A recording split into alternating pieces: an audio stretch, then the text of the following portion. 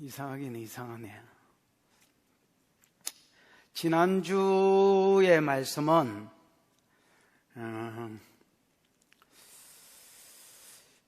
임마누엘이 적용되는 사람이 있고 뭐가 적용되는 사람이 있다?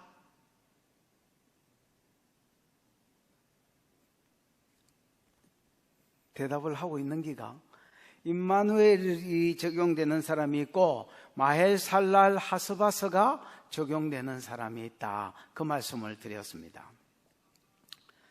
그러면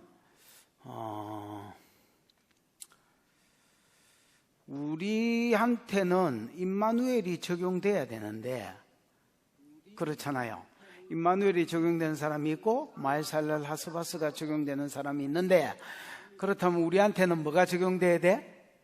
임마누엘이 적용돼야 된다. 근데 임마누엘이 적용되려 하면 어떻게 해야 되느냐? 이게 지난주의 설교 내용이었습니다. 한마디로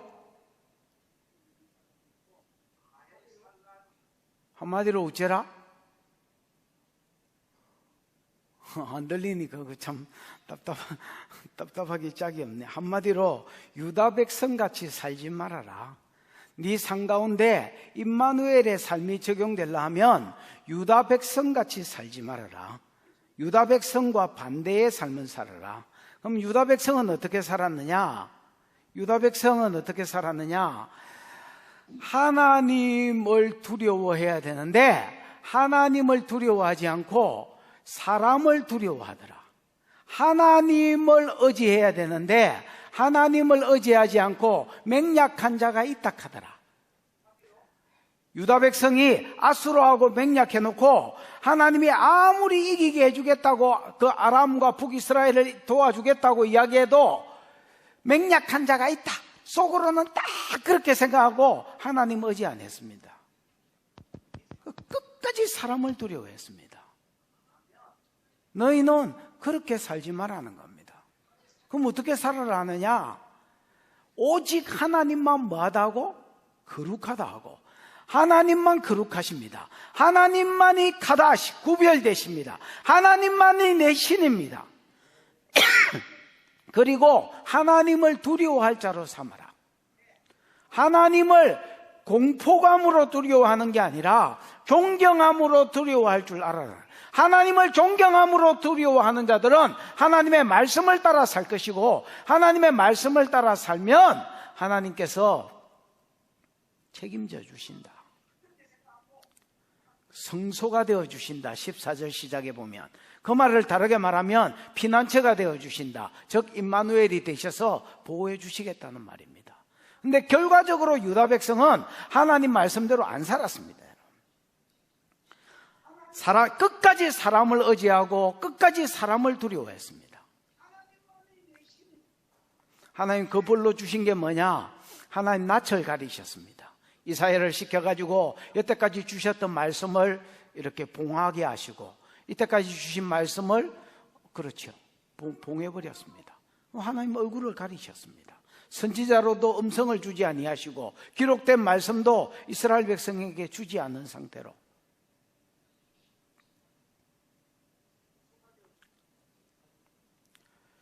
결국 얼굴을 가리니까 진노 가운데서 어두운 가운데서 이스라엘 백성이 아수르의 포로로 잡혀가서 비참한 삶을 사는 것, 이게 지난주 설교 내용이었습니다. 근데 오늘 본문 이사야 9장에는 반전이 있을 것을 이야기합니다. 뭐가 있을 것을 이야기한다? 반전. 이스라엘 상 가운데, 유다의 상 가운데, 이스라엘 백성의 상 가운데 심지어 이방인까지 포함되어서 반전이 있을 것을 이야기합니다. 무슨 반전이 있을 것을 이야기하느냐?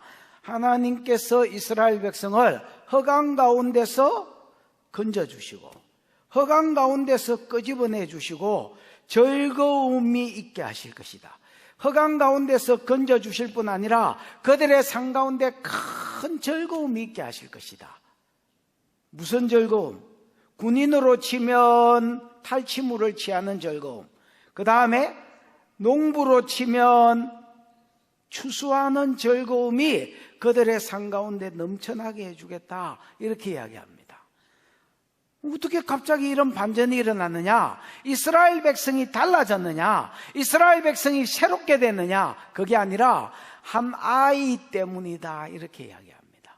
하나님께서 한 아들을 우리를 위하여 한 아들을 주시고 우리를 위하여 한 아이를 보내주셨기 때문에 우리의 삶 가운데 반전이 있을 것이다. 그러면서 이 아이를 네 가지로 소개합니다. 네 가지로. 뭐라고 소개하지요? 에? 이 사람들 소리는, 이분들 소리는 내가 안 들리나? 6절에 보면 이 아이를 이렇게 소개합니다. 한 아이를, 이는 한 아기가 우리에게 낳고 한 아들을 우리에게 주신 바 되었는데 그 어깨는 정사를 메었고 그 이름은 기묘라 모사라, 이렇게 이야기했습니다.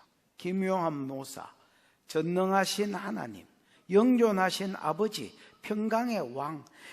이 한 아이 때문에 우리의 삶 가운데 놀라운 반전과 역전이 일어날 것이다.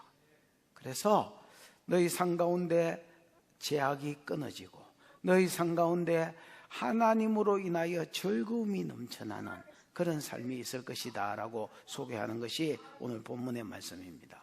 여러분, 이 아이 때문에 우리의 삶 가운데도 놀라운 반전이 있기를 주님의 이름으로 축복합니다. 1절을 읽어보겠습니다. 같이 시작. 전에 고통받던 자들에게는 흑암이 없으리로다. 옛적에는 여호와께서 스불론 땅과 납달리 땅이 멸시를 당하게 하셨더니 후에는 해변길과 요단 저쪽 이방의 갈릴리를 영화롭게 하셨느니라. 예, 여기에 보면 고통이라는 단어가 나오고 흑암이라는 단어가 나옵니다. 그럼 고통은 예를 들면 뭐 많지요. 아수르의 포로로 이제 잡혀가기 전에 일어났던 전쟁, 그 다음에 가족들이 뭐 이렇게 전쟁에 나갔다가 죽은 거, 그 다음에 포로로 끌려간 거, 포로로 잡혀가서 노예 생활하는 거, 이 모든 것들이 전부 다 표현할 수 없지만은 고통이라 할 수 있습니다. 이 고통은 결과적인 것이고 열매적인 것입니다. 그 뒤에는 뭐가 나오느냐? 흑암이라는 단어가 나옵니다. 이 흑암은 한마디로 말하면 뭐 캄캄한 어둠이지요. 죄를 이야기합니다. 뭐를 이야기한다고요? 죄. 고통의 원인이자 뿌리다 할 수 있습니다. 그래서 그 말씀을 염두에 두고 읽으면 전에 고통받던 자들에게 이제는 뭐가 없을 것이다? 흑암이 없을 것이다, 이렇게 이야기합니다. 하나님이 고통을 받던 자에게 고통이 없을 것이다 라고 말하지 않고 고통의 원인이 되고 고통의 근원이 된 죄를 없애줄 것이다, 이렇게 이야기하는 거예요. 죄가 없어지니까, 고통의 원인이 죄가 없어지니까, 흑암이 없어지니까 당연히 고통도 없어지겠지요. 결과로 따라오는 거니까. 전에 고통을 받던 자들에게 흑암이 없을 것이다. 그러면서 옛적에 여호와께서 스불론 땅과 납달리 땅이 멸시를 당하게 하셨으나, 여러분, 스불론 땅과 뭐요? 납달리 땅. 스불론은 이 상황에서 지도 볼 수 있나? 지도 한번 보여줘 보지요. 스불론은 여러분, 여기가 지중해고 여기가 갈릴리 바다라면 요 딱 사이에 있는 내륙 땅입니다. 스불론과 그 다음에 납달리는 여기죠. 그래서 갈릴리 바다의 서쪽, 북쪽, 서북쪽을 주로 차지한 땅입니다. 하나님이 이 두 지역으로 하여금 옛적에는 뭘 당하게 하셨느냐? 멸시를 당하게 하셨다. 다시 여러분 다시 사람들 보여줘 보세요. 옛적에는 이 두 도시로 멸시를 당하게 하셨다, 이렇게 이야기합니다. 이 말이 이제 무슨 말이냐면 BC 732년에 아수르가 쳐내려 와가지고, 여러분 여기가 이제 이스라엘의 접정, 이렇게, 우리 여기 노포동, 그 다음에 노포동, 범어사, 여기가 여러분 부산으로 들어오는 관문이지요. 그런 것처럼 이스라엘로 들어가는 관문이 되는 접경지가 어디냐면 서불론과 그 다음에 아까 이야기했던 납달리 뭐 이런 땅입니다. 이런 땅, 그러니까 교 밑으로 쳐내려오면 사마리아로 와서 북이스라엘하고 전면전이 돼야 되고, 더 내려오면 남유다로 와서 전면전이 돼야 되니까 적경지만 와서 땅 친 사건이 BC 732년에 아수르 왕 디그라빌레셀인가 이 사람에 의해서 일어났습니다, 여러분. 그리고 많은 사람이 그때 죽고 포로로 잡혀가고, 그 다음에 이제 아수르의 원래 포로국 정책이 포로국 말살 정책입니다. 그래서 자기가 이미 정복했던 국가의 사람들을 나중에 BC 10년 뒤에 사마리아에 했던 것처럼 딱 10년 전에 갈릴리 지역에 다 데리고 와가지고 뿌려버리고, 그 다음에 갈릴리 지역에 있는 사람들을 포로로 또 잡아가 버렸습니다. 그러니까 여러분, 여기 서불론과 납달리 지역에 살고 있는 사람들은 이스라엘로 치면 띵한 어부들, 그 다음에 여러분 아무 기술도 없는 사람들, 요런 사람들 플러스 그 다음에 이방인들, 아수르가 여기 와가지고 뿌려놓은 이제 아수르가 지배했던 나라 사람들, 이 사람들로 가득 차 있었습니다. 그러니까 혈통을 중요시 여기는 이스라엘이 봤을 때에 이것들은 이방인이거든. 그러니까 이스라엘한테도 멸시를 당하게 하셨습니다. 그래서 그 말을 어떻게 표현했느냐, 전에는 고통받던 자들에게 흑암이 없을 것이다. 고통이 결과고 흑암이 원인이라면, 죄라면 이 죄 자체를 없애서 고통을 없애주겠다는 것입니다. 이쪽에는 여호와께서 서불론 땅과 납달리 땅이 유대인에게도 이방인이라고 멸시를 당하게 하셨습니다. 그런데 후에는 어떤 일이 있느냐, 해변길과, 이 해변길은 서불론 땅을 이제 아수르에서부터 다메섹에서부터 북이스라엘의 그 해변길로 이렇게 지나 내려가서 애굽으로 지나가는 왕의 대로 아니면 무역대로, 이런 것들을 이야기합니다. 요 해변길과 요단강 저편, 요단강 동편이지요. 이방의 갈릴리를 영화롭게 하셨느니라, 이렇게 이야기합니다. 이방의 갈릴리라고 불리는 것은 아까 설명을 했습니다. 아수르가 자기가 이미 정복한 많은 나라의 사람들을 여기에 갖다 놨기 때문에, 또 그들이 올 때 그들이 섬기던 신들을 가지고 와서 같이 섬겼기 때문에 종교도 섞이고 언어도 섞이는, 한마디로 이방 땅이 됐습니다. 그래서 나사렛에서 무슨 선한 것이 나겠느냐, 많은 사람들이 유대인들 가운데서도 나사렛을 무시하고 갈릴리 지역을 무시하는, 한마디로 멸시받는 민족들이었습니다. 이 사람들을 하나님께서 영화롭게 하셨다, 과거체로 쓰였지만은 예언이기 때문에 완료형으로 썼지, 원래는 여러분 하실 것이다 말입니다. 뭐 어떻게 이런 일이 있을 수 있느냐, 이스라엘 백성이 회개하고 갱신했느냐, 아니라 2절 같이 한번 읽어보겠습니다. 시작. 흑암에 행하던 백성이 큰 빛을 보고 사망의 그늘진 땅에 거주하던 자에게 빛이 비치도다. 여기에 보면 흑암에 행하던 백성이 큰 빛을 보았다. 아까 흑암을 내가 죄라고 이야기했습니다.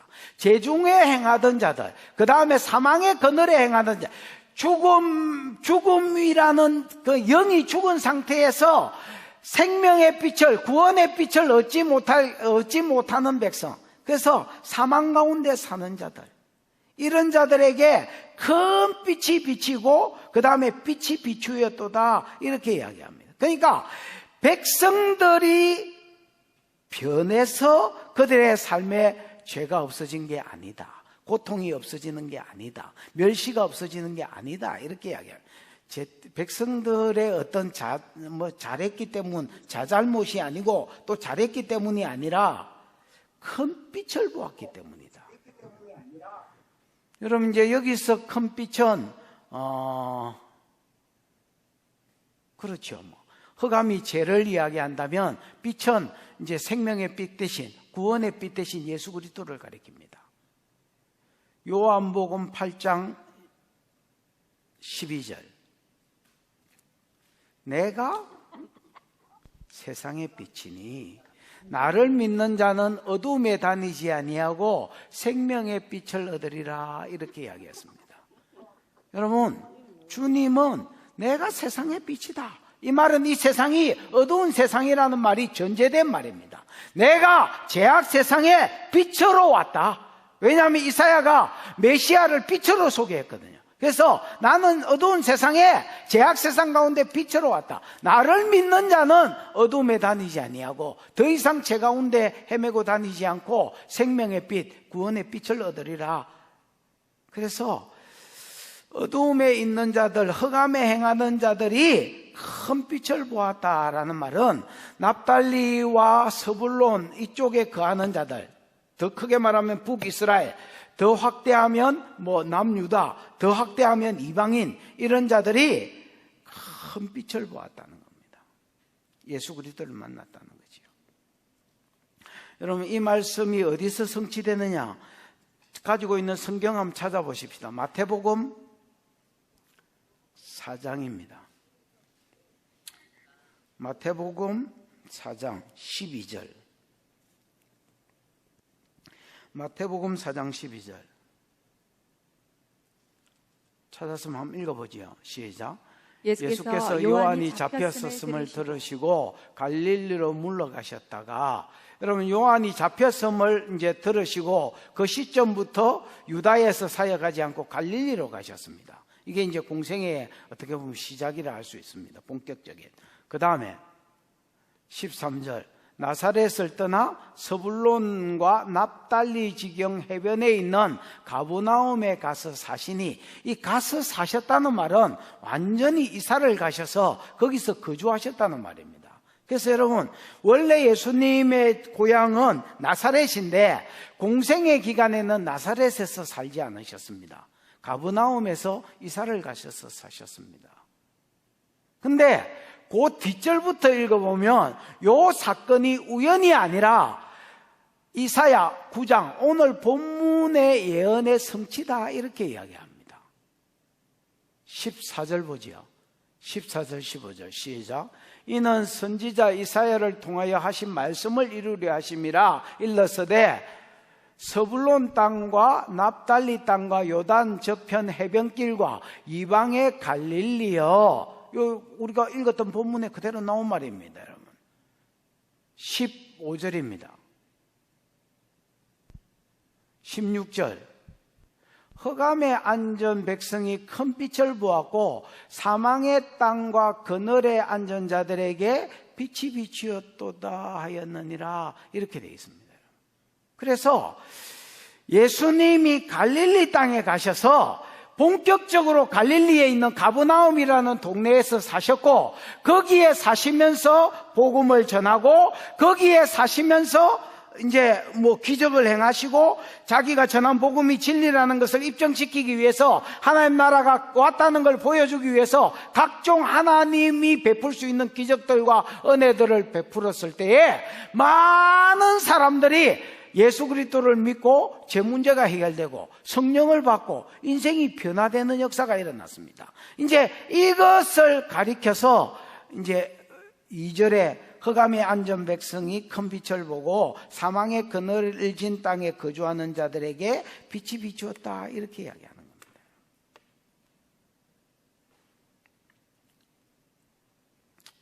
3절을 같이 읽어보겠습니다. 3절 시작. 주께서 이 나라를 창성하게 하시며 그 즐거움을 더하게 하셨으므로 추수하는 즐거움과 탈취물을 나눌 때의 즐거움 같이 그들이 주 앞에서 즐거워하오니. 여기 주어 동사만 하면 이렇게 됩니다. 주께서 창성하게 하셨다. 그 다음에 주께서 더하게 하셨다. 이게 어떤 3절의 포인트다 할 수 있습니다. 그래서 백성에게 어떤 핵심이 있는 게 아닙니다. 백성이 어떻게 잘한 게 아니라 이 놀라운 반전들이 왜 일어났느냐? 하나님에 의해서 일어났다는 겁니다. 하나님이 이 나라를 뭐하게 하셨다? 창성하게 하셨다. 이렇게 이야기합니다. 김종환 집사 마이크 되나? 되면 이 나라가 뭐로 돼 있노요? 김종환 집사 마이크 되나?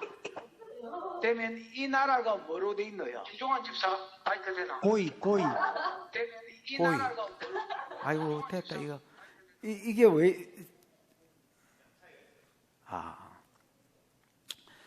여러분 이제 이 나라를 히브리어로 보면 고이라고 되어 있습니다. 하고이. 하는 정관사입니다. 그러니까 이 나라라고 보기보다는 그 나라, 그 다음에 고이는 여러분 백성을 이야기한 people입니다. people. 그래서 주께서 그 백성을 창성하게 하셨다. 이게 이제 라바가 써졌을 겁니다. 종안지에서 맞으면 고개 끄덕거려 봐라. 됐다. 주께서 그 나라를, 그러니까 그 백성을 라바, 많아지게 하셨다. 많게 하셨다는 말입니다. 그러니까 여기 그 백성은 예수 그리스도의 백성을 하나님이 예수 그리스도의 백성, 흑암에 앉았지만은 예수로 인하여서 복을 받을 자들이 많아지게 하실 것이다 라는 말입니다. 이거는 이제 아브라함에게 주신 세 번째 약속하고도 연관이 되어 있습니다. 지금은 여러분 누구만 이야기하고 있냐면 북이스라엘만 이야기하고 있지만은, 저 북이스라엘의 서불론하고 납달리만 이야기하고 있지만은, 이제 이 복음이 유다 지역으로 가고 유다에서 성령을 받아서 전 세계로 뻗어갈 것이기 때문에 천하 만민이 복을 받는 대로 돌아올 것이라는 이 세 번째 약속을 따라서 하나님께서 그 백성 예수 그리스도로 인하여 흑암에 앉은 자들이 빛을 만날 자들이 점점 더 많아지게 할 것을 이어낸 것이다, 이렇게 보셔야 되겠습니다. 3절, 주께서 이 나라를 창성하게 하시며, 그 다음에 그 백성의 특징은 즐거움입니다. 여러분, 이 나라는 점점 많아질 것입니다. 그 다음에 이 나라는 즐거움이 더하게 하실 것이다. 즐거움이 있는데 그 위에 즐거움이 또 더해지는, 그래서 즐거움이 점점 더 증가될 것을 말합니다. 가돌, 큰 즐거움이 있을 것이다. 그래서 즐거움을 더하게 하실 것이다. 무슨 즐거움이냐? 추수하는 즐거움. 그 다음에 탈취물을 나눌 때의 즐거움. 이게 여러분 이제 농부로 치면 추수하는 즐거움, 요즘으로 식당 주인으로 친다면 식당 다 정리하고 돈 세는 즐거움, 이런 것도 할 수 있습니다. 그 다음에 군인으로 치면 탈취물을 나누는 즐거움. 여러분, 한마디로 이 즐거움을 표현하라면 머나세의 즐거움이다 할 수 있습니다. 무슨 즐거움? 머나세의 즐거움. 머나세는 잊어버렸다라는 말의 뜻입니다. 그래서 모든 지난날의 고난과 고통을 잊게 하는 즐거움을 주실 것이다, 이렇게 이야기합니다. 여러분, 이제 농부가 결실하기까지, 추수하기까지 많은 수고를 했겠지요. 여기 이제 농사 지으신 분도 있겠지만은, 농사 지은 분은 알겠지만은 추수는 그냥 되는 게 아닙니다, 여러분. 많은 사람들이, 많은 농부들이 땅을 갈고 씨를 뿌리고 물을 주고 거름을 주고 비료를 주고, 이런 수고들을 통해서 나중에 추수하는 날이 오고 추수하는 때에 즐거움이 오는 거죠. 군인들도 마찬가지입니다. 군인들이 탈취물을 전쟁에서 이기고 탈취물을 빼앗아서 나누기까지는 어마무시한 고난이 있었을 것입니다. 전쟁에 참관해야 되지요. 가족들을 떠나야 되지요. 집을 떠나야 되지요. 전쟁의 트라우마들, 잠 못 자는 자들이 있겠지요. 그 다음에 여러분, 전쟁에서 활이나 창이나 칼이나 이런 거 맞아가지고 병신된 자들도 있겠지요. 이런 것 뒤에 승리하고 그 다음에 탈취물을 나누는 즐거움이 있는 겁니다. 그러니까 여러분, 이 즐거움이 믿는 자들에게 있을 것이다. 지난날의 모든 고통을 잊어버릴 만한 즐거움이 믿는 성도들에게 있을 것이다. 이렇게 예언하는 겁니다.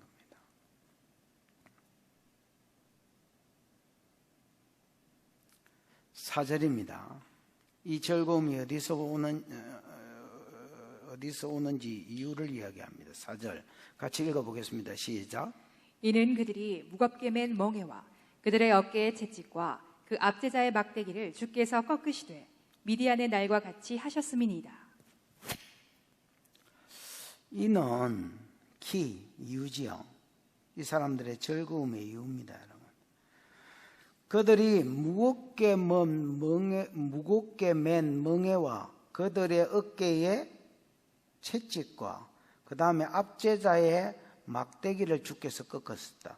이것도 주어 동사만 하면 주께서 꺾으셨다 이렇게 돼요. 이 꺾으셨다는 말이 박살을 냈다는 말입니다. 산산이 부서뜨렸단 말입니다. 하나님께서 부서뜨렸기 때문에 즐거움이 있다라는 거예요. 그럼 뭘 부서뜨렸느냐? 그들이 무겁게 먼 멍에와 그 어깨에 있는 채찍, 압제자의 막대기 이런 것들을 박살을 내주셨기 때문에 즐거움이 있다라는 겁니다. 주께서, 하나님께서 뭐 해주셨다? 꺾어주셨다. 박살을 내주셨다. 뭐를? 백성이 무겁게 먼 멍에를. 여러분, 멍에는 소 덩어리에 이제 얹어가지고 밥 갈거나 짐을 뭐 끌거나 밭을 갈거나 이럴 때 쓰는 거지요. 자발하고 아무 상관이 없는 겁니다. 자발적인 수고가 아니라 예를 들어서 아수르한테 잡혀갔다면 아수르에 의해서 이거 해, 저거 해. 그래서 여러분 막 그들이 시키는 대로 이제 살았던 그 삶, 그 다음에 사는 대로 시키는 대로 못 살았을 때에 그 어깨에 날아오는 채찍들. 채찍은 막대기란 말이고 압제자의 막대기도 같은 말입니다, 여러분. 그래서 수많은 엄청나게 두드려 맞고 사는 삶들, 이런 삶들을 주께서 꺾어주셨다.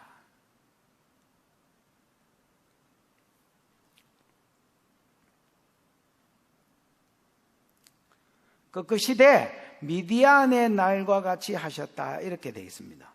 여러분, 미디안은 이제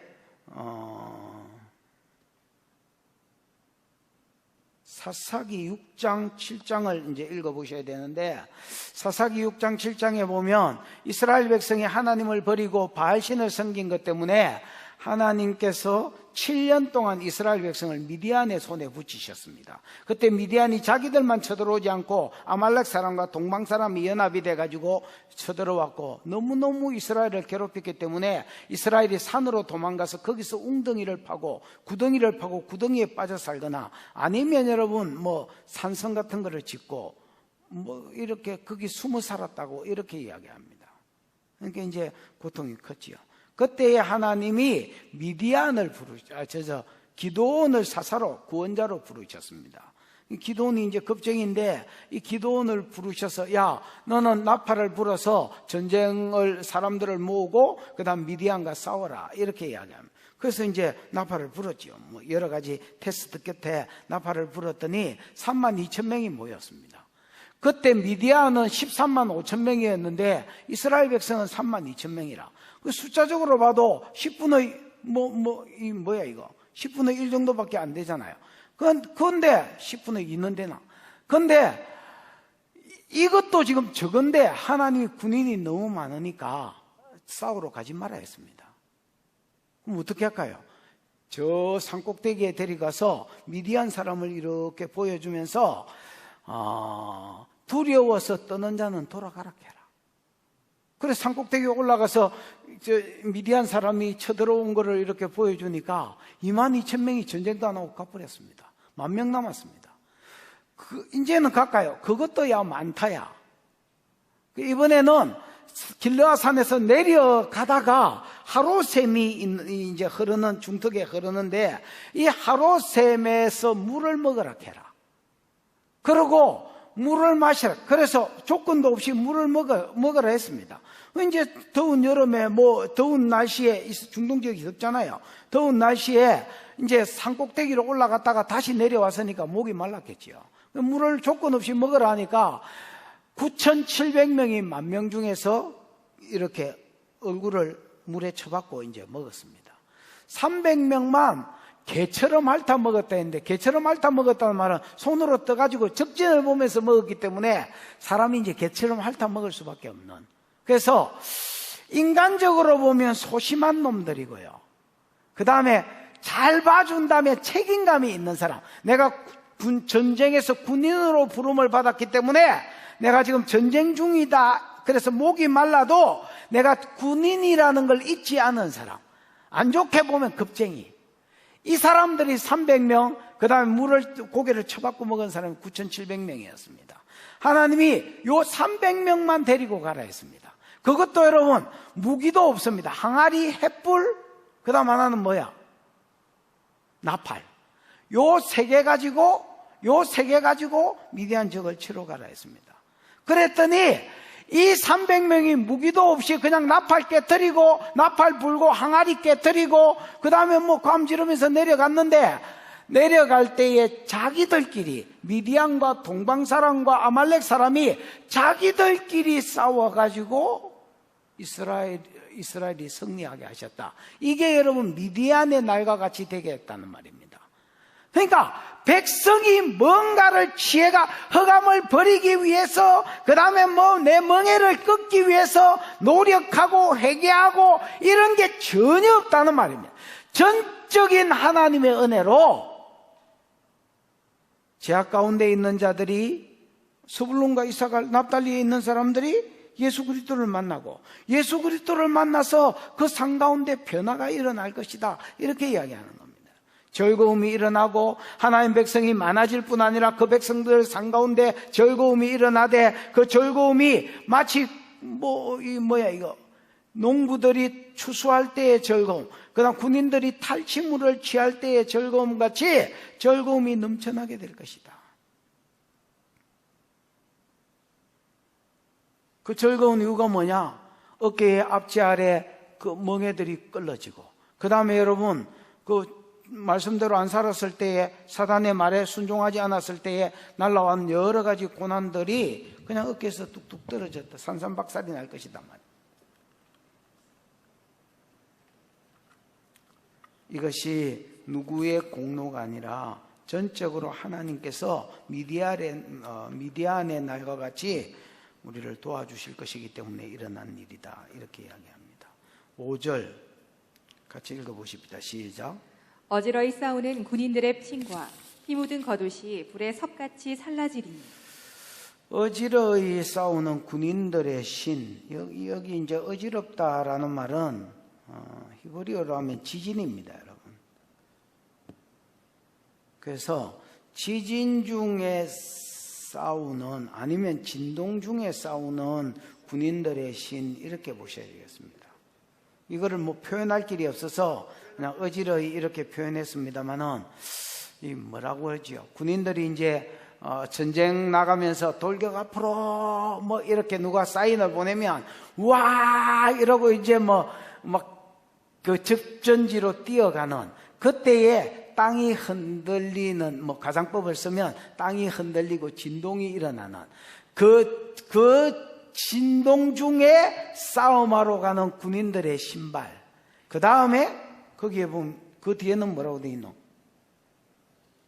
피 묻은 겉옷. 그 전쟁 중에 내가 안 치면 내가 죽으니까 사람들을 베고 찌르고 하면서 묻었던, 자기 옷에 묻었던 그 겉옷, 이 겉옷들이 불에 섭같이 살라질 것이다.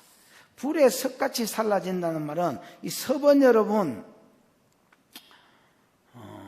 먹이라는 말입니다. 먹이. 우리말로 하면 그럼 불에 먹이니까 뭐라고 돼? 땔감, 이렇게 돼야 됩니다.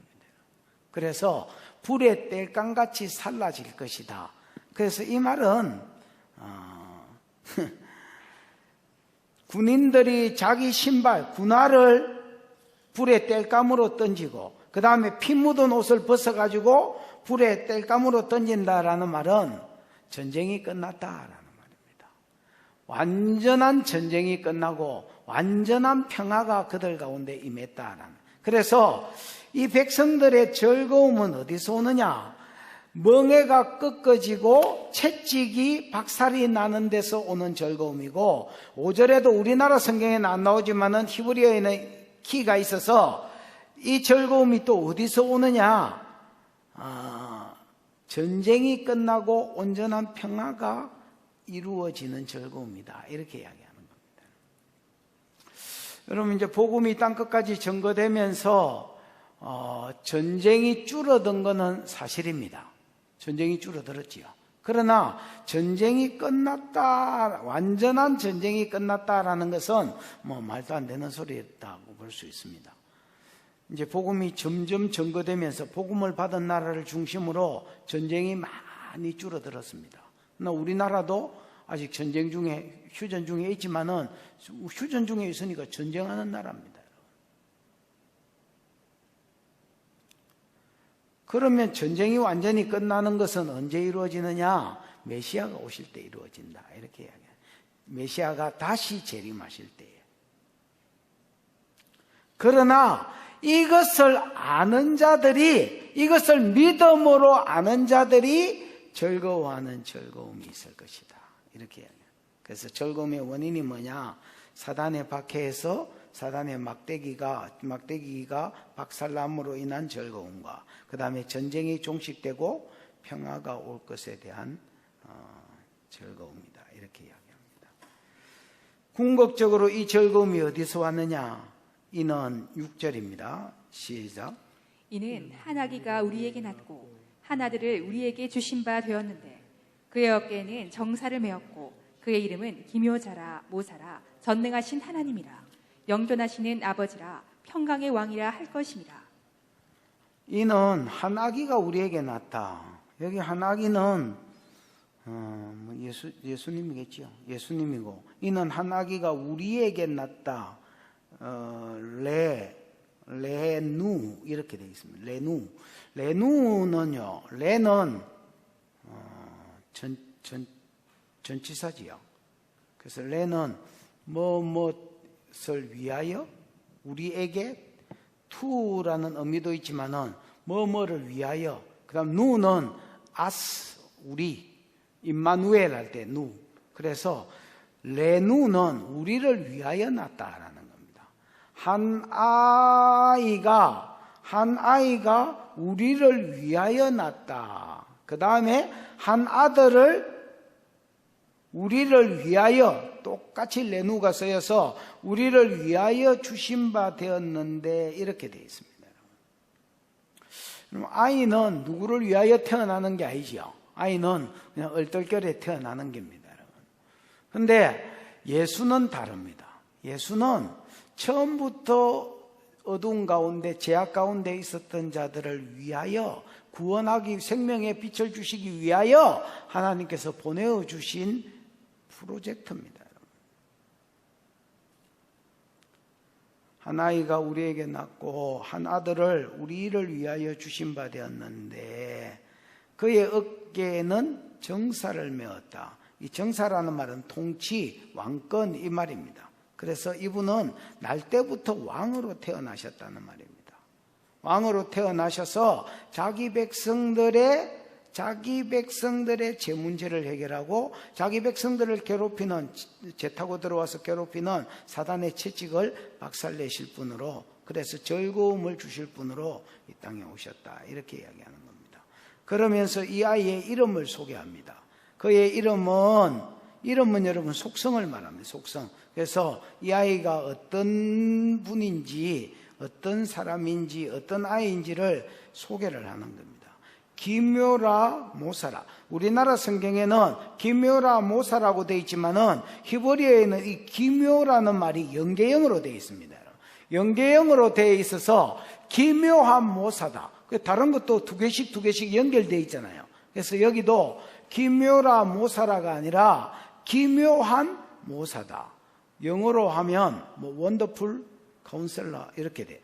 카운셀러는 여러분 내가 보기에 뜻이 좀 약하고요. 모사는 왕 옆에서 여러분 뭐 닭트레기, 꽁트레기 이런 거 막 이렇게 이 뭐야 이거 흔들면서 왕한테 전쟁을 지금 해야 된다, 안 해야 된다, 지금 나라에 이 일을 해야 된다, 말아야 된다, 이런 것들을 이제 옆에서 조언해 주는 사람. 그래서 삼국지로 치면 제갈량 같은 사람. 그 다음에 여러분 성경으로 치면 모사가 누구지요?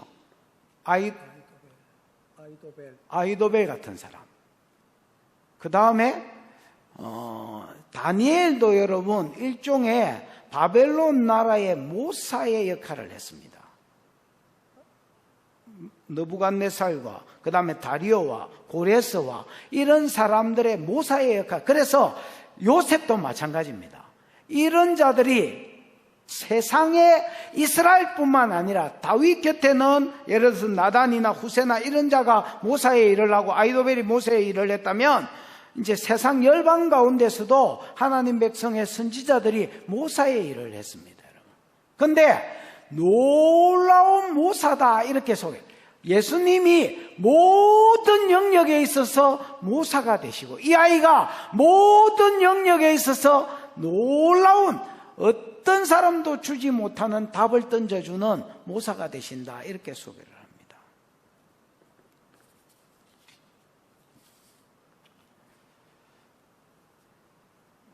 그래서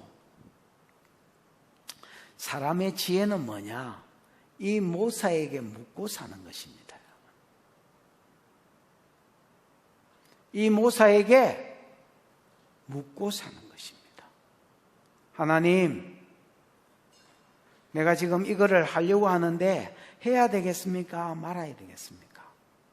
하나님, 하라고 하시면 누구랑 해야 될까요? 언제 해야 될까요? 아무것도 가진 게 없는데 뭐 가지고 해야 될까요? 그래서 자꾸 물어보는 겁니다. 어리석은 사람이 안 물어보고 지 마음대로 하다가 또 답을 줘도 내 생각하고 다르다고 자기 마음대로 하다가 그게 뒤가 안 좋은 거예요. 뒤가. 여러분 이 아이를 소개하면서 궁극적으로 이 아이가 예수님인데 예수님은 놀라운 모사다. 너희들의 상 가운데 모사가 되는 자다. 이렇게 소개를 하십니다. 여러분 물어보고 가는 은혜가 있기를 축복합니다. 그 다음에 두 번째는 뭐라고 소개합니까? 전능한 하나님이다 라고 소개합니다. 사람의 모습으로 오고 아이의 모습으로 왔지만은 전능한 하나님이다. 그래서 요한복음 1장에 태초에 말씀이 계시니라 이 말씀이 하나님과 함께 계셨으니 이 말씀이 하나님이다. 3절에 만물이 그로 말미암아 지은 바 되었으니 그 중에 하나라도 그로 말미암아 지은 바 되지 아니한 것이 없다 이렇게 이야기합니다. 그래서 말씀으로 만물을 만드셨던 하나님이 14절에 말씀이 육신이 되어 우리 가운데 거하시니 우리가 그 영광을 보니 아버지의 독생자의 영광이요 은혜와 진리가 충만하더라 이렇게 이야기합니다. 그래서 이 아이는 사람의 모습으로 왔지만은 전능한 하나님이다 이렇게 이야기합니다.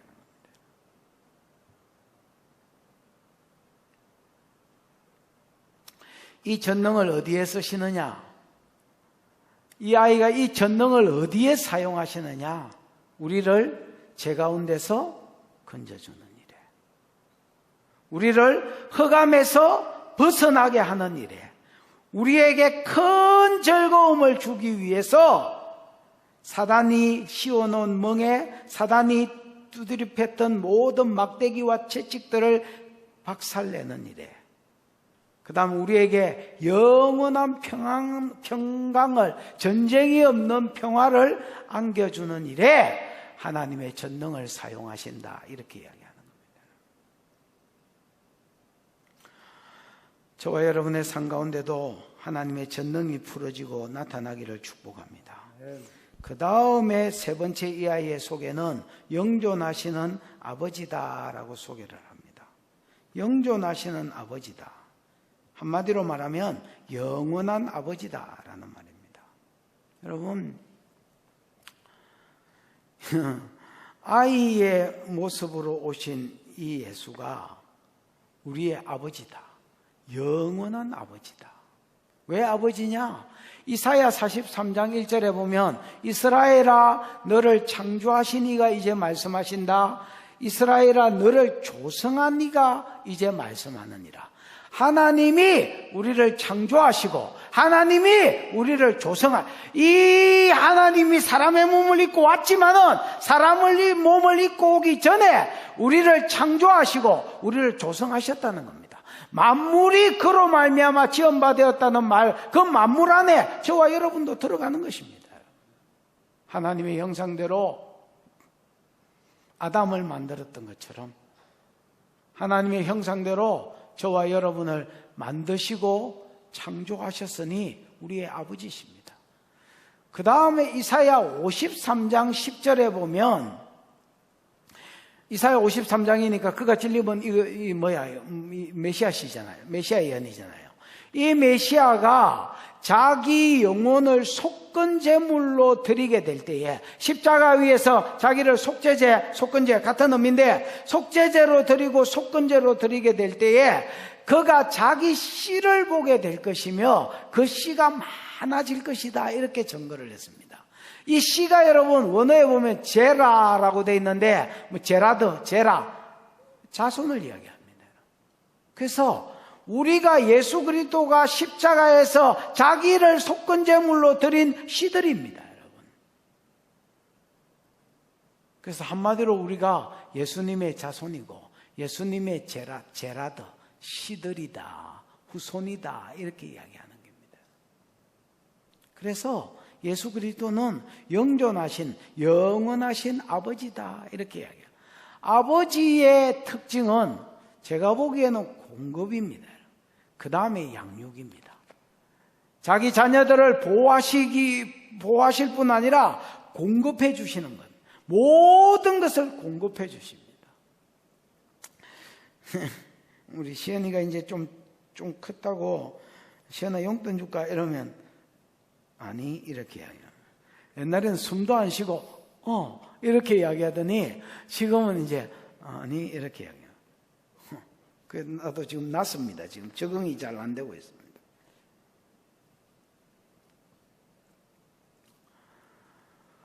여러분 이게 독립심 개념으로서는 좋은 건데 이게 여러분 아버지와 자녀 관계로서는 내가 보기에는 안 좋은 것 같습니다. 고아의 영이 있습니다. 고아의 영. 귀신의 일종이지요. 고아의 영은 뭐라지요? 고아는 이제 애비가 없잖아요. 애비가 없으니까 지가 빌어 먹어야 되잖아요. 지가 뭐 빌어 먹든지 열심히 일을 해서 먹고 살아야 돼. 하나님 없이 자기 열심을 가지고 살려고 하는 게 고아의 영입니다. 우리는 여러분 고아가 아닙니다.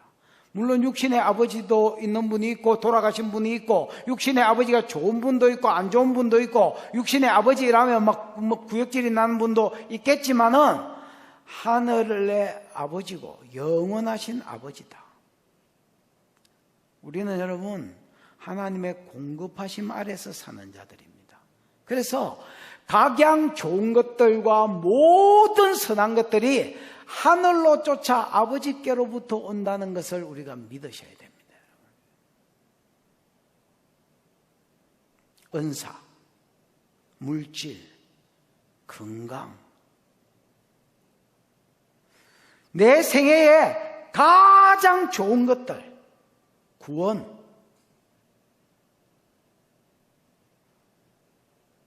이 모든 것들이 내게서 오는 것이 아니라 하늘에 계신 아버지로부터 온다. 공급자가 되신다. 그 다음에 양육자가 되시는 것입니다. 오늘도 말씀을 보내어 주셔서 그 말씀으로 우리를 키워가고 있는 겁니다.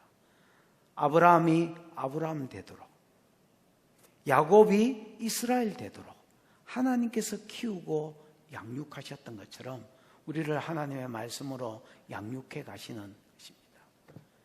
이 하나님이 영원하신 우리의 아버지십니다. 그 다음에 마지막으로 평강의 왕이다라고 이야기합니다. 여러분 평강의 왕은 그 평강이 없다는 것이 전제되어 있는 거죠. 예수님은 실로로 오셨습니다. 교가 유다를 떠나지 아니하고 통치자의 지팡이가 그 발사에서 떠나지 아니하시기를 실로가 오시기까지 미치리니, 실로가 샬롬이 되지요. 샬라, 평강을 주는 자가 오기까지 미치리니. 여러분, 이 평강이 샬롬이라는 말인데, 샬롬이 관계성에 있을 때는 평화라고 번역이 돼야 되고, 관계성이 없고 그냥 내 혼자 가만히 있을 때는 평안이라고 번역이 돼야 됩니다. 여기서는 평안의 왕이 아니라 평화의 왕이라고 번역이 돼야 됩니다. 우리하고 하나님 사이가 죄로 인하여 멀어졌는데 하나님과 우리 사이에 평화를 주시러 오셨고, 그 다음에 사람과 사람 사이에 평화가 없이 원수로 지냈는데 이 사람과 사람 사이에 평화를 주셨습니다.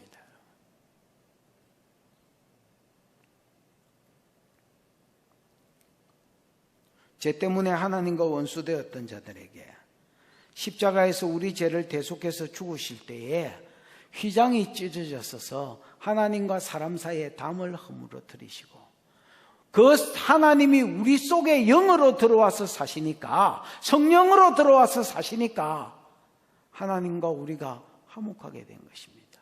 화평하게 된 것입니다. 그 다음에 나라와 나라 간에 유대인과 이방인들, 이방인과 이방인들이 원수로 지냈는데 화평이 깨지고 원수로 적으로 살았는데, 그 여러분 놀랍게도 유대인에게 먼저 성령을 부어주셨습니다. 복음이 유대인에게 먼저 들어갔고 유대인에게 약속한 성령을 먼저 부어주셨습니다. 유대인들은 감사하기도 했지만은 당연한 것이라고 생각했습니다. 왜? 하나님이 성령을 부어주겠다고 약속한 것이 부어줬기 때문에 감사하면서도 당연하지, 우리한테 부어줘야지, 이렇게 생각했습니다. 근데 고넬료 가정을 필두로 그 성령이 이방인에게도 부어지기 시작했습니다. 복음이 가는 곳마다 이방인, 예를 들어 고넬료의 가정, 그 다음에 안디옥 교회, 이런데 계속해서 성령이 풀어지고 성령이 부어지고, 사마리아의 빌립을 통해서 베드로가 안수할 때 성령이 풀어지는 걸 통해서 우리한테 주신 성령이 저 사람들한테 있네. 옛날에는 유대 민족이 혈통으로 하나 됐었는데 성령을 받고 나니까 성령 받은 자와 안 받은 자, 예수를 믿고 안 믿는 자가 나누어지고 이상하게 안 통하고,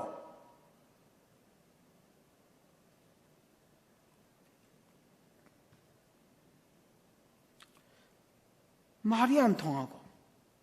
근데 이방인인데 성령을 받으니까 이 이방인하고 오히려 말이 통하고 비전이 같고 생각이 같고 뜻이 같은 거예요. 그래서 하나님께서 예수 그리스도를 평강의 왕으로 보내주셔서 하나님과 우리 사이가 원수된 것들이 제거되고 평강이 생기고, 사람과 사람 사이가 평화로 하나로 이렇게 묶어지는, 그래서 이 예수님은 평화의 왕이다.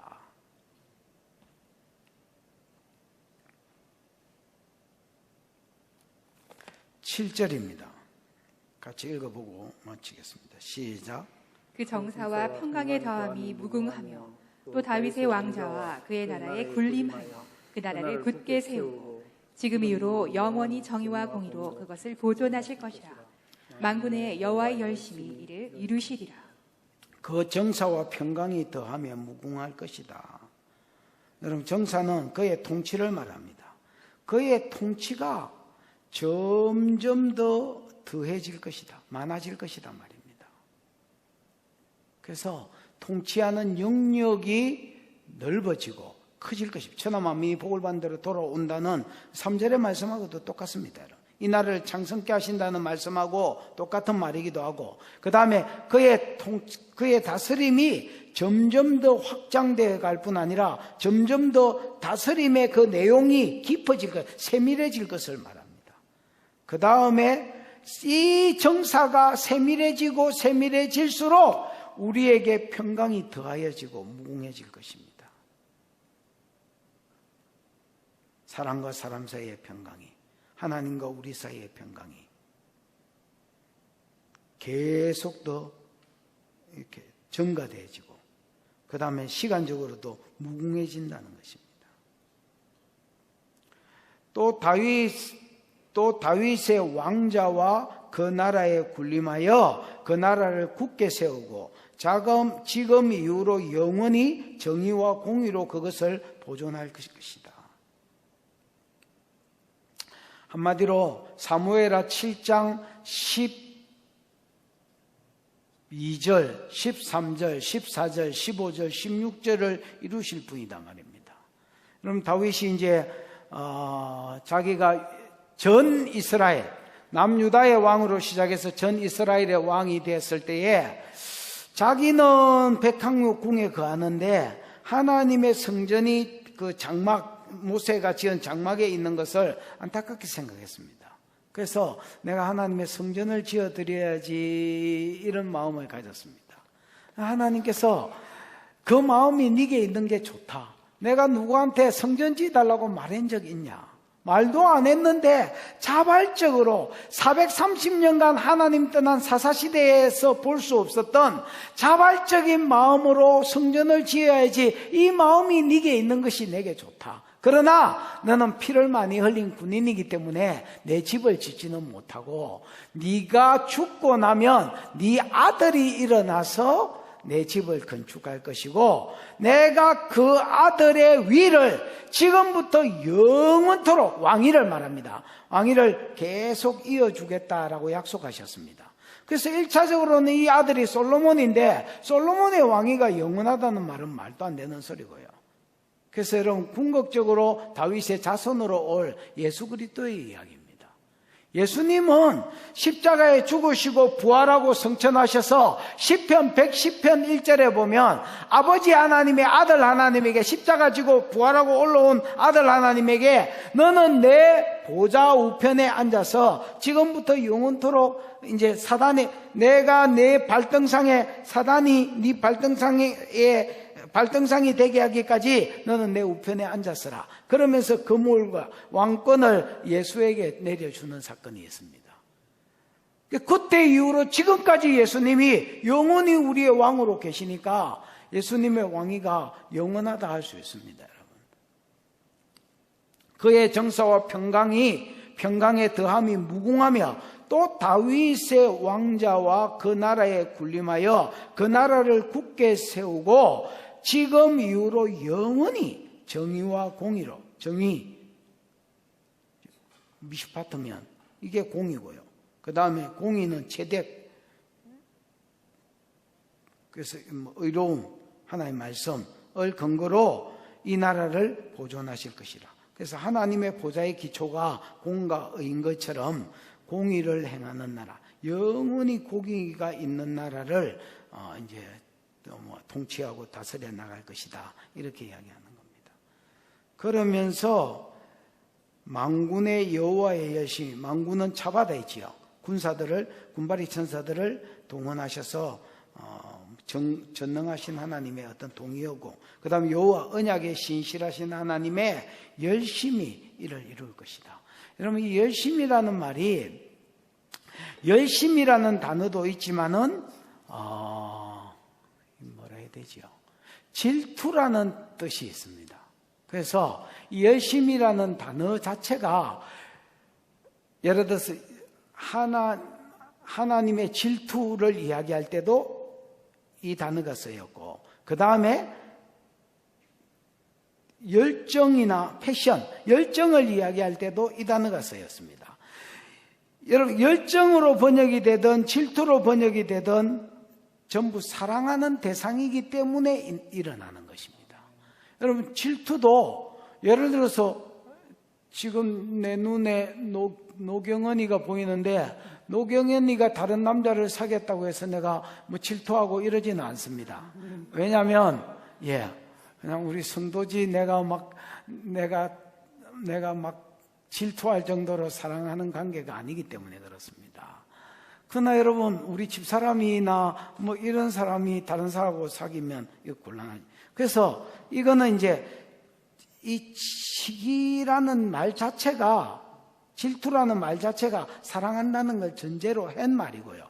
열정도 마찬가지입니다. 내가 어떤 사람한테 열정을 보이거나 어떤 일에 열정을 보인다면 그 사람을 사랑한다는 전제 하에서 일어나는 일입니다. 그래서 긍정적으로 봐도 하나님의 열심히 일을 이룬다는 말은 하나님이 우리를 사랑하셔서 어두운 가운데 있는 걸 버려두지 도무지 못 보셔서 끝내 내가 이 일을 이루고야 말겠다, 이렇게 약속하고 있는 것입니다. 또 질투로 친다면 하나님이 우리를 사랑하셔서 바알을 섬기고 제 가운데 있는 것을 너무 사랑 때문에 질투하셔서 아들 예수를 보내서 전적으로 내 백성은 내게로 돌리고야 말겠다는 하나님의 약속이 들어있는 말씀이다, 이렇게 보시면 되겠습니다. 그래서 지난주까지 있었던 내용은 사람이 죄로 인하여서 유다 백성의 죄, 마할랄엘 하스바스가 적용되지 않으려면 유다 백성을 따라 살지 마라. 그럼 유다 백성이 어떻게 살았는데? 사람을 의지하고 사람을 두려워했다. 너희는 하나님만 두려워하고 하나님만 의지하고 살아라.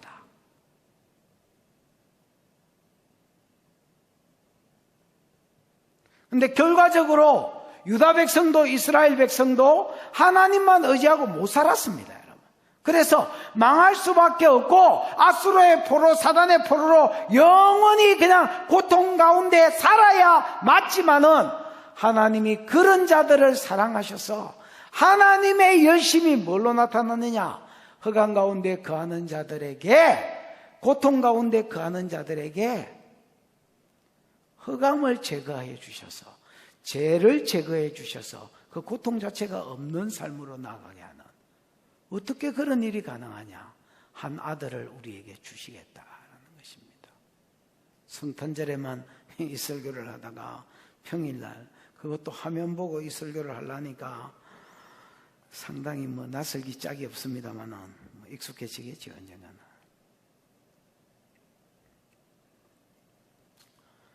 저와 여러분의 삶 가운데 이 하나님의 식이 나도록 사랑하시는 사랑과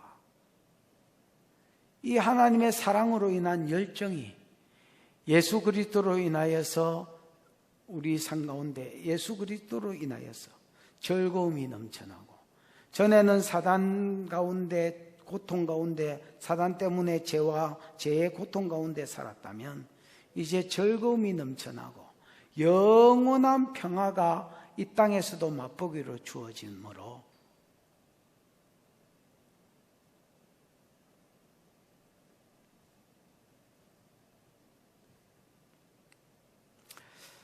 여러분 심령 가운데 하나님의 평화가 있기를 축복하고, 여러분 심령 가운데 추수꾼의 즐거움과 탈취물을 취하는 군인의 즐거움이 한 주간 우리의 삶 가운데, 심령 가운데 있기를 주님의 이름으로 축복합니다. 기도하십시다. 이 시간 들은 말씀을 생각하고 한번 기도하겠습니다. 기도할 때에 하나님, 하나님을 의지하지 않고 하나님을 두려워하지 않고 내 마음대로 살았던 내 삶 가운데 당연히 사단이 통치하고 당연히 죄 가운데서 사단의 압제 아래 살아야 되는데, 우리를 사랑하시는 그 하나님의 사랑 때문에, 질투하기까지 사랑하시는 그 하나님의 사랑 때문에 아들 예수를 보내어 주시고, 이 예수가 우리의 삶 가운데 평강의 왕으로, 공급하시는 아버지, 양육하시는 아버지로, 전능하신 하나님으로 우리에게 다가와 주시니 감사합니다.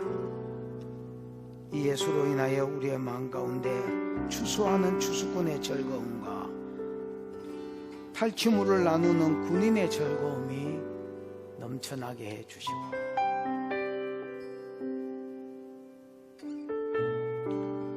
어려운 시기에 이 나라 가운데서도 하나님, 이 즐거움이 교회들을 덮어서 이 즐거움으로 인하여 고난의 때를 이기고 지나가는 교회들이 되게 해달라고 이 시간 주여 부르고 통성으로 기도하겠습니다. 주여, 우리 하나님 아버지 은혜를 감사합니다. 귀한 성의를 주셔서 사랑하는 성도들과 함께 하나님 대면 예배하지 못하지만은 비대면으로만이라도 하나님 예배하며 또 하나님을 찬양하며 또 하나님 말씀을 함께 나누게 해주신 것 감사합니다. 하나님, 건물과 죄로 인하여 하나님을 의지하지 아니하고 하나님을 의지하지 아니하고 하나님 사람을 의지하고 살았던 우리의 삶, 하나님을 두려워하지 아니하고 사람을 두려워하고 살았던 우리의 삶, 이 삶 때문에 온갖 제약들, 하나님 이 제약 가운데 우리를 내버려 두셨으면 고통 가운데 살다가 지옥으로 떨어져야 될 것인데, 하나님 우리의 열심과 우리의 회개와 우리의 하나님 새로워지려고 하는 노력에 어떠한가 상관없이 하나님 빛 대신 예수 그리스도를 우리의 심령 가운데 보내어 주시고 한 아기를 우리 가운데 주셔서 하나님 고통 중에 있는 자들이, 슬픔 중에 있는 자들이 하나님 기쁨과 즐거움 중에 거하게 하시고 하나님 한식 가운데 있는 자들에게 평안을 선물로 주신 것을 감사합니다. 하나님, 이 아기로부터 오는 온갖 좋은 것들을 우리가 누리며 살게 해주시고 또 다른 사람한테 증거하는 대로까지 나아가도록 하나님은 종을 베풀어 주시옵소서.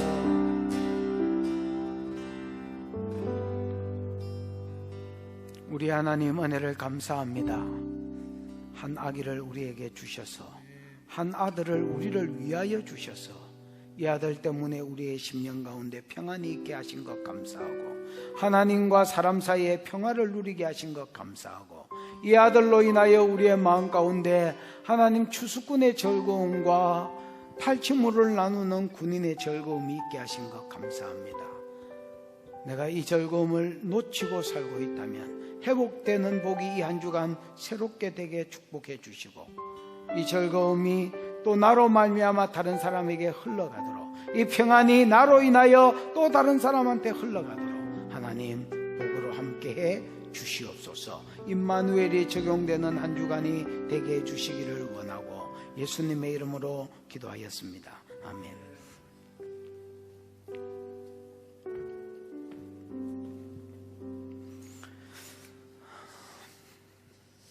예, 지금 이 시간에는 우리 함께 헌금하는 시간 가지도록 하겠습니다. 그래서 목장에서 준비하신 헌금 봉투에 헌금을 하시거나 또 위에 있는 계좌번호로 이렇게 헌금하시면 되도록 하겠습니다. 헌금할 때 우리 공주은영 전도사님 특송으로 함께 헌금하도록 하겠습니다.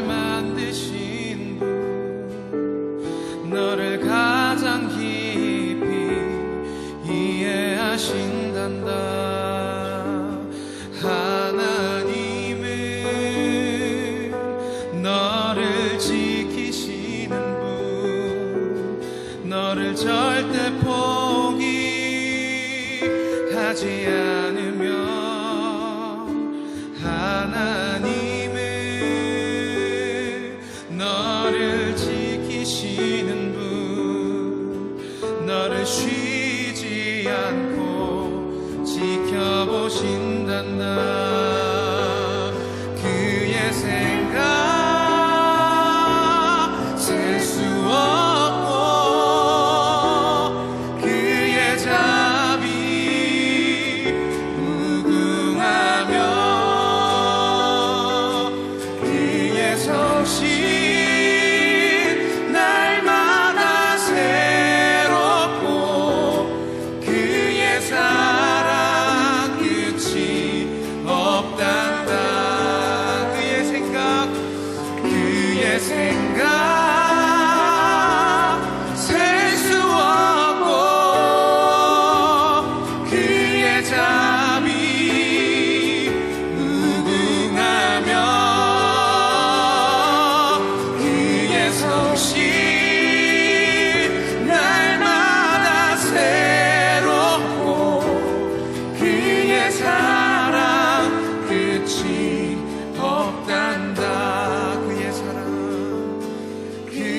사랑 끝이 없단다.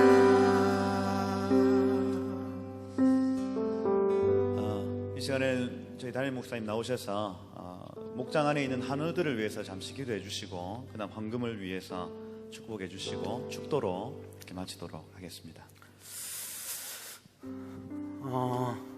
아픈 사람은 자기 몸에 손대고 계시면 되겠습니다. 성령님 오세요. 더 임하세요. 정수리 열리고 불과 보혈이 들어가. 특별히 모든 암 환자들,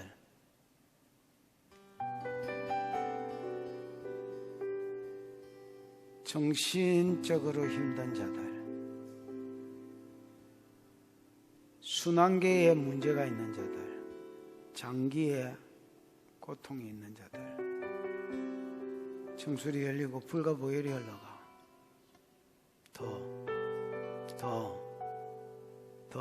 더 흘러가.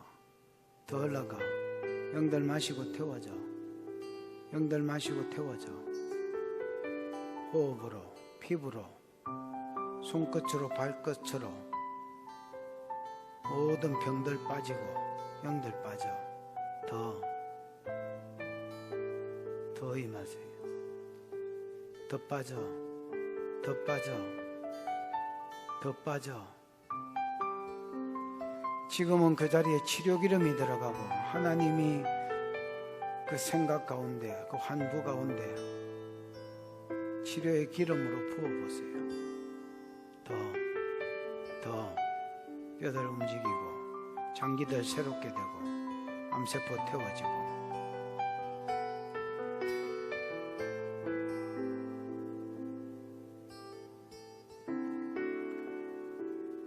더 강한 치료가 흘러갈지어다. 더 강한 치료가 흘러갈지어다. 병에서 놓여 자유할지어다. 병에서 놓여 자유할지어다. 병에서 놓여 자유할지어다. 포로된 모든 사단에 포로된 것들이 지금 꺾어지고, 지금 그 멍에가 끊어지고, 그 막대기가 부수어지는 역사가 일어날지어다. 성령님 축복하시고 치료하시옵소서. 치료의 기름이 오늘 왼종일 심령 가운데, 가정 가운데 풀어질지어다. 하나님 은혜를 감사합니다. 예배하고 헌물을 하나님 앞에 올렸습니다. 이 예물 가는 곳에 주의 이름 영광 복음 함께 가게 해주시고, 심어싸우니 심은 것에 30배, 60배, 100배의 결실이 상과 사역 가운데 풀어지게 해주시옵소서.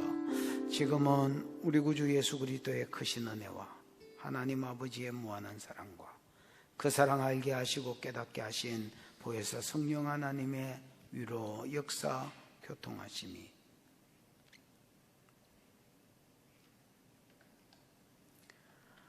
전에 어둠 가운데 있어 고통하고 살았지만은 흑암을 없애주기 위해서 아들 예수를 보내주시고 이 예수 안에서 즐거움이 넘치고 평화가 넘치는 삶을 누리기로 소원하는 모든 종들의 머리 위에와 가정과 앞날 위에, 기도의 제목 위에 항상 함께 있을지어다. 아멘.